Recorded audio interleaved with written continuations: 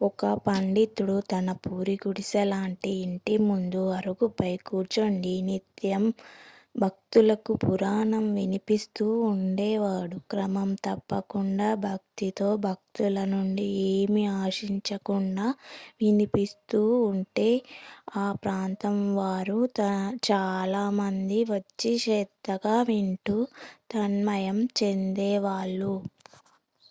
అప్పుడప్పుడు ఆయన తను చెబుతున్న పురాణం మధ్యలో ఆపి లోపటికి వెళ్ళి వస్తూ మా పిల్లవాడికి స్నానం చేయించానని, భోజనం పెట్టానని, పడుకోబెట్టానని, దుస్తులు ధరింపజేశానని చెప్పేవాడు. ఇలా రోజు జరుగుతూ ఉండేది. కానీ గుడిసెలో పిల్లవాడి అలికిడి, అల్లరి మాట ఏది కూడా ఎవరికి వినబడేది కాదు. ఇలా ఏళ్ళు గడిచిపోయాయి.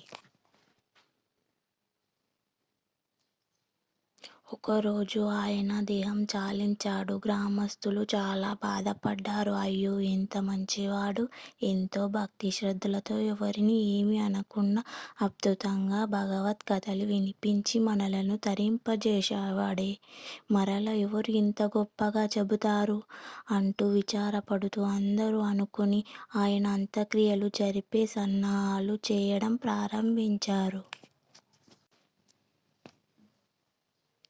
మా అబ్బాయి అని చెప్పేవాడు కదా అంటూ ఆ పిల్లవాడి కోసం వారు లోపటికి వెళ్ళి చూస్తే ఎవరూ కనబడలేదు. వారికి ఒకరోజు ఎదురు చూశారు. పిల్లవాడి జాడ లేదు. చివరకు వెళ్ళి అతడి కళేబరాన్ని యమునా నది ఒడ్డుకు తీసుకువెళ్ళి మంచి గంధపు కట్టెలతో చితిని ఏర్పాటు చేశారు. ఒక నిప్పు పెట్టడానికి. ఇక నిప్పు పెట్టడానికి వాళ్ళలో ప్రతివాడు నేను పెడతాను అంటే నేను.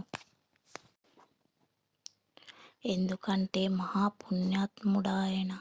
ఆయనకు చేసే ఈ పని వల్ల కర్మ చేసే వారికి ఎంతో పుణ్యం వస్తుంది కదా. ఇలా వాళ్ళు పేచీ పడుతూ ఉంటే దూరం నుండి ఒక అరుపు వినిపించింది. ఆగండి, ఆగండి అంటూ. అందరూ చూస్తుండగా దూరంగా ఒక 16 ఏళ్ల బాలుడు పరుగు పరుగున అటే వస్తూ కనిపించాడు. నేనే మిమ్మల్ని ఒకటి కోరుకుంటున్నాను. చనిపోయిన ఈ పెద్దాయన నా తండ్రి.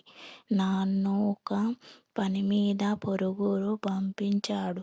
అది చూసుకుని రావడంలో నాకు కొంత ఆలస్యం అయినది. నన్ను క్షమించి దయచేసి నా తండ్రికి అగ్ని సంస్కారం చేసే భాగ్యాన్ని అనుగ్రహించండి అని వాదనంతో అంటుంటే వారికి చాలా ఆనందం కలిగింది. చూశారా, రక్త సంబంధం బలం ఏంటో ఎలా ఉంటుందో.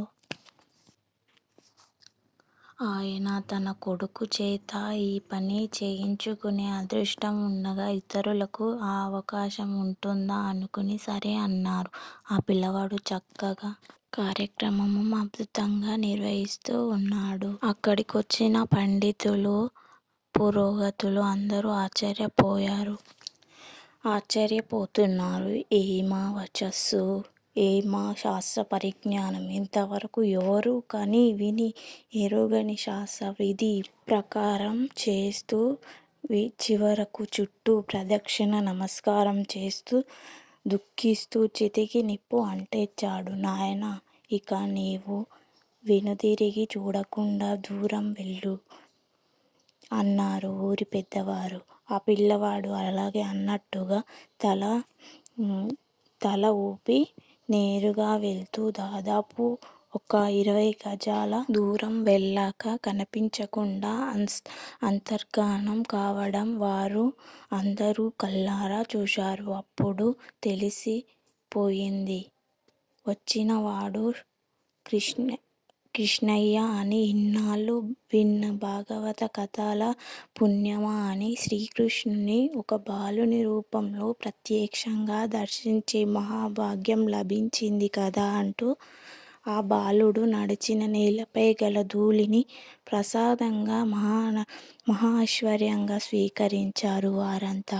ఇప్పటికీ ఆ ప్రదేశం పరమ పావనంగా, పవిత్రంగా భావిస్తూ పూజిస్తూ ఉన్నారు బృందావన